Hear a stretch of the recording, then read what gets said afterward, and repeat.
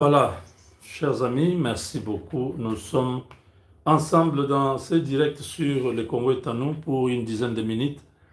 Comme vous voyez le titre, Paul Kagame est déjà programmé pour son arrestation. Ce n'est pas de la science-fiction, c'est une réalité.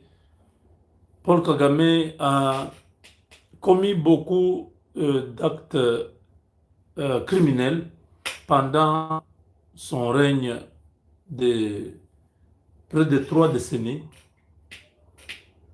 Kagame est parti de l'Ouganda comme responsable des renseignements militaires du Rwanda et de l'Ouganda lorsque Museveni venait de prendre le pouvoir dans ces pays-là. Ils sont restés pendant longtemps. Après, lorsque les choses ont commencé à se compliquer avec les Ougandais qui ne supportaient pas leur présence dans leurs institutions, Museveni était obligé de les aider à prendre le pouvoir au Rwanda. C'est ainsi que la CIA, Kagame lui-même est membre de la CIA, mais depuis que Donald Trump est au pouvoir, Kagame a été dégommé de la CIA parce qu'il a pris une ligne qui n'était plus dans la doctrine de cette institution. Kagame est responsable de plusieurs exactions en RDC, plusieurs expéditions militaires rwandaises depuis les années 94 jusqu'à ce jour. Des militaires rwandais sont permanents sur le territoire congolais. Ce qui fait qu'il y a un rapport mapping. Il y a plusieurs rapports des experts de l'ONU qui y ont documenté. Il y a même des photos, des photos satellites qui montrent l'entrée sur le territoire congolais des militaires rwandais. Kagame a signé l'accord de paix à Washington, disant que c'est terminé, il accepte l'intégration économique. Il faut faire le business au lieu de se faire la guerre. Nous avons signé 2 accords, un accord de l'intégration économique et un accord de paix, c'est-à-dire les volets économiques et militaires. On pensait qu'en proposant cette formule par les Américains, Kagame allait se dire, bon, ça va, comme la guerre que je fais en RDC est purement économique, maintenant qu'on me donne un accord, donc je rentre en RDC pour faire le business avec Tshisekedi. Il n'a pas voulu ça. Il a continué à... D'ailleurs, quand ils ont signé à Washington, une semaine après, Kagame a attaqué pour prendre Uvira. Les Américains étaient plus que déçus. Ils ont tonné et Kagame s'est retiré d'Uvira. Et ils ont plusieurs fois, à travers des rencontres à Washington, insisté lorsque la délégation rwandaise et congolaise arrivait à Washington, ils discutaient et Washington mettait l'accent sur le respect de l'accord de Washington. Kagame, comme c'est un homme qui croit qu'il n'y a personne sur cette terre qui pourra le faire agenouiller, il a continué ses opérations sur le territoire congolais avec toutes les déclarations que nous avons entendues. J'ai Goma et Bukavu entre mes mains. Si vous voulez Goma et Bukavu, tout ça, il faut me dire comment vous allez résoudre mon problème. Ce problème-là, c'est un problème purement économique. Lui laisser le Kivu pour qu'il exploite en toute impunité, toute liberté. Les Américains ont donné l'ultimatum jusqu'au 15 juillet. Kagame n'a pas respecté. Il a continué à renforcer les M23 avec des équipements non conventionnels pour déstabiliser l'Est de la RDC. Kagame reçoit le soutien de la Chine. pour empêcher les Américains de venir au Congo. La Chine fournit à Kagame les équipements, la logistique, les moyens pour continuer à faire la guerre. Kagame bénéficie du soutien de l'Union européenne. Les Américains sont très mécontents de voir que Kagame n'a pas écouté, il continue à écouter ses partenaires qui lui disent continue, jusqu'en novembre les choses vont changer aux États-Unis. Les Américains ont commencé à prendre des sanctions, jusqu'à interdire Kagame d'aller aux États-Unis. Et ce qui est pire encore, c'est que Kagame a été grondé comme un enfant. On l'a fait fermer la bouche. Il le sait. Et beaucoup de personnes initiées sont aussi au courant que Kagame, quand il est venu dire, quand je veux parler, on me demande de ne pas parler. Il a dilué ces mots-là. On lui a dit, shut up, ferme ta bouche. Tu n'as pas le droit de parler. Nous connaissons tout sur toi. Et tu n'as pas de choses à venir. Parce qu'on l'a appelé par la personne là. Il voulait commencer à expliquer, voilà, les FDLR lui a dit, shut up. Sir, can you shut your mouth? Don't talk when I'm talking. Kagame était comme un enfant.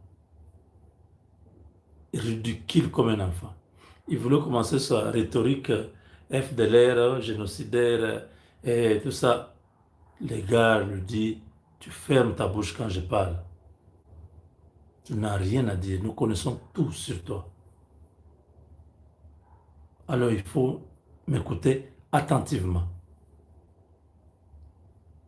Tu retires tes troupes de la RDC et tu enlèves aussi les M23 de la RDC. Des choses. Il y a une semaine. Juste après le truc là du 15. L'échéance du 15 là. Donc 2 jours qui ont suivi, on l'a appelé. On lui a dit, tu sors de la RDC et tu fais partir l'M23 de la RDC. C'est là qu'il dit, vous avez suivi, dit, on ne permet même pas que je puisse parler. Ils ont déjà tout reçu de Kinshasa. Ils sont avec Kinshasa. Moi, qu'est-ce que je peux dire? Donc, Kagame voit sa fin arriver. C'est comme ça qu'il a répondu dernièrement que la disparition du M23, c'est la disparition du Rwanda. Parce que nous allons vivre comment? C'est le M23 qui nous aide à voler les minéraux. C'est le M23 qui est la branche armée de RDF au Congo pour nous permettre de prendre le contrôle des minéraux. Il y a des... vous connaissez seulement Rubaya. Il y a beaucoup de mines dans l'est du Congo.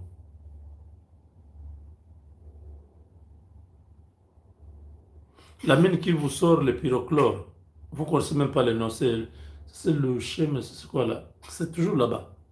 On ne parle pas trop de ça. Les mines qui sont vers Mwenga, tout ça, on ne parle même pas de ça. Les Américains sont au courant. Et là, il y a plusieurs scénarios. De l'assassiner, de le faire partir, voire de l'arrêter. Je prends l'aspect de l'arrestation. À la Cour pénale internationale, la RDC avait saisi la Cour sur les crimes de génocide, les crimes de guerre. Le Rwanda, aujourd'hui, est devant la Cour. Et le dossier, on a ouvert un dossier en instruction sur le Rwanda. Ce qui veut dire que l'Amérique qui finance l'ONU est derrière cette histoire pour qu'on puisse prendre Kagame. pas seulement lui, tous ses complices, y compris Hippolyte Kanambe, c'est un Mokangami, c'est un prisonnier ambulant. Kagame, James Kabarebe, Hippolyte Kanambe, ce sont des prisonniers ambulants. Si les Américains ne les tuaient pas, si les Américains ne les chassaient pas, c'est un prisonnier ambulant. À tout moment, on va le prendre. Vous ne voyez pas tous ces avantages de devenir membre non permanent du Conseil de sécurité. Tout ça, la RDC, vous pensez que c'est Non, c'est le soutien américain. C'est les Américains qui sont derrière tout ça, pour laver l'image, pour montrer une autre dispensation de la politique congolaise, amener les gens à enlever cette caricature d'un pays en guerre, d'un pays où il y a la violence, tout ça. Là, nous avons full soutien des États-Unis. Et Kagame sera arrêté. Retenez, il sera arrêté, Hippolyte Kagame sera arrêté. Retenez ce jour. Quand ça arrivera, je vous dirai, je vous avais déjà dit que les deux là, on va les arrêter, avec beaucoup de leurs complices. Mais attendez, Kagame était un monsieur en Amérique. Lui, c'était Tikotak, il est parti. Tikotak, il est parti. Rappelez-vous, tapez même sur intelligence artificielle. Les derniers voyages de Kagame remontent à quand aux États-Unis? C'est quand il était parti à Los Angeles. Depuis ce temps-là, toutes les demandes ont été refusées. Donc l'homme est sur la chaise éjectable. Les gens continuent à rêver, mais c'est ça la vérité. Vous savez pourquoi les Tcheckers, les nouveaux ambassadeurs, après une longue période, les Rwandais n'avaient plus d'ambassadeur des États-Unis à Kigali. Pourquoi maintenant? Pourquoi il est là? Des incirconcis disent, ah, oui, c'est vrai, il est de la CIA. C'est l'ami de Kagame, parce que Kagame était aussi de la CIA. Mes frères, ne soyez pas stupides et bêtes à ce niveau. Les choses se passent devant vous. Vous dites non. D'ailleurs, là, ce sont des amis de CIA. Tu sais qu'elle va souffrir. Non. Ça, c'est un message clair qu'on envoie à Kagame. C'est terminé. Et la personne qu'on met ambassadeur n'est pas trop diplomate. Il est trop technologique. Vous savez, je risque de vous livrer certains. On se retrouve dans la deuxième partie.